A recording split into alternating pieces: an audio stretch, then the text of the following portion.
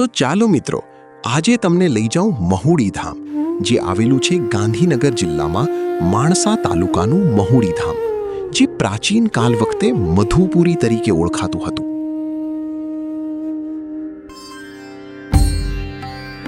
જય માતાજી મિત્રો, તો તમારું સ્વાગત છે અમારી ચેનલ મનીષ તારાપુર ઓફિશિયલમાં એક નવા વિડીયો સાથે.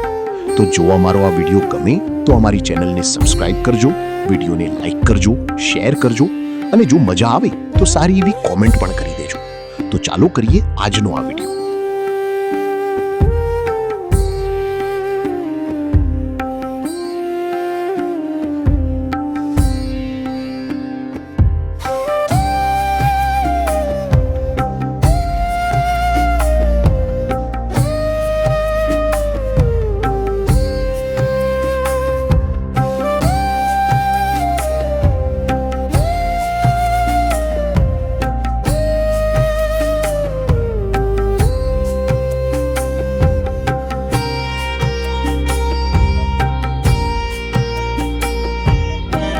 તો મિત્રો, આપણે પહોંચી ગયા મંદિરના ગેટની સામે. તો મિત્રો, તમે જોઈ શકો છો કાર પાર્ક કરવાની જગ્યા મંદિરના ગેટની સામે આવેલી છે અને એક નાનું એવું બજાર પણ આવેલું છે.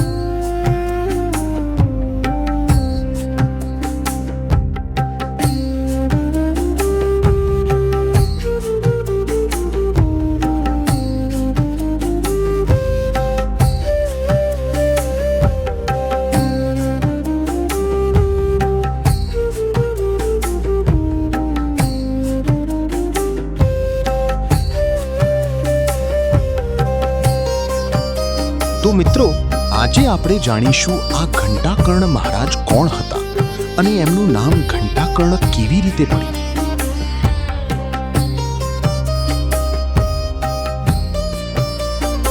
તો આ વાત છે વર્ષો પહેલાની. એક ક્ષત્રિય રાજા હતા, એમનું નામ હતું તુંગભદ્રા.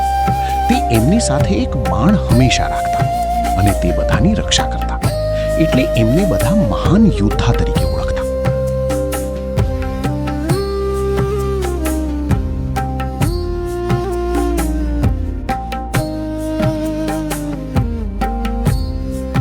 તો મિત્રો, એક સમયની વાત છે. અહીં લૂંટારાઓ આવ્યા અને બધાને હેરાન કરવા લાગ્યા.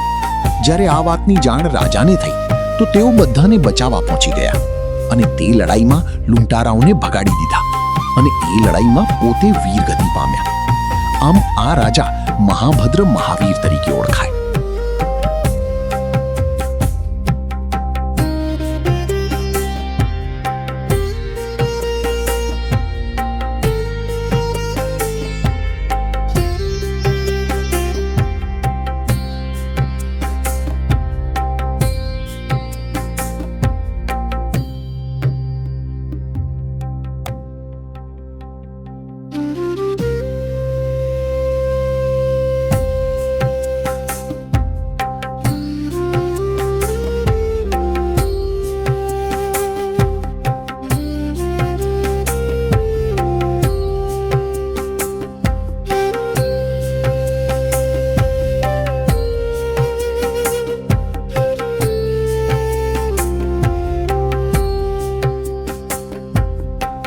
અહીં આવેલા છે જૈનોના મુખ્ય 7 મંદિરો.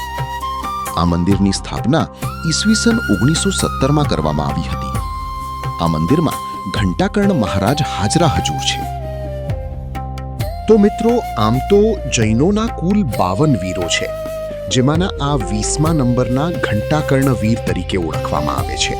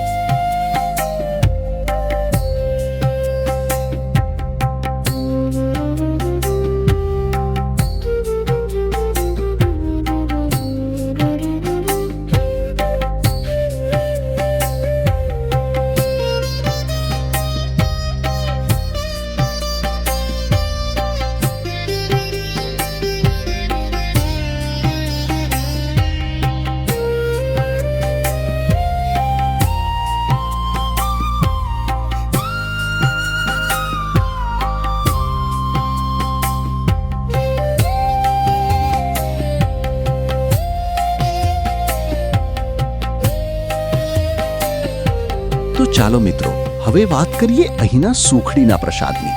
તો અહીંથી સુખડી કેમ ઘરે નથી લઈ જવાતી? તો આ વાત છે એક સમયની, જ્યારે અહીં દુકાળ જેવી પરિસ્થિતિ હતી.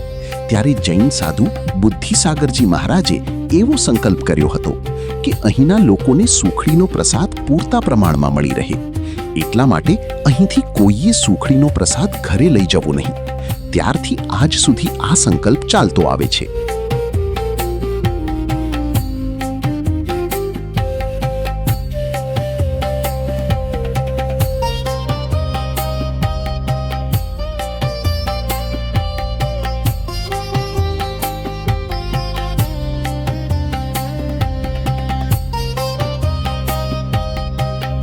તો તમને આ સામે દેખાતા ઘંટની એવી પણ માન્યતા છે કે જો તમે અહીં આવી આ ઘંટ વગાડી જો કોઈ મનથી માનતા રાખો છો તો તે પૂરી થાય છે.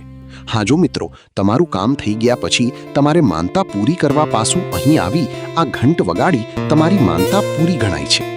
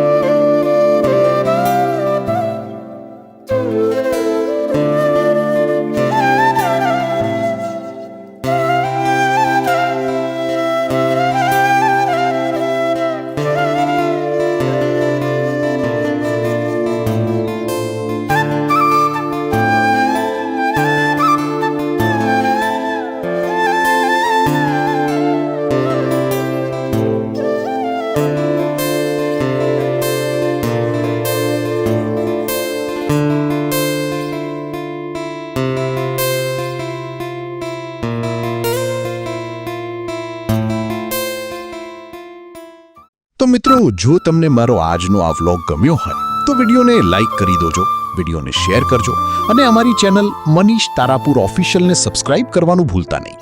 ફરી મળીશું એક નવા સ્થળ અને નવી સફર સાથે. ત્યાં સુધી આવજો. જય માતાજી.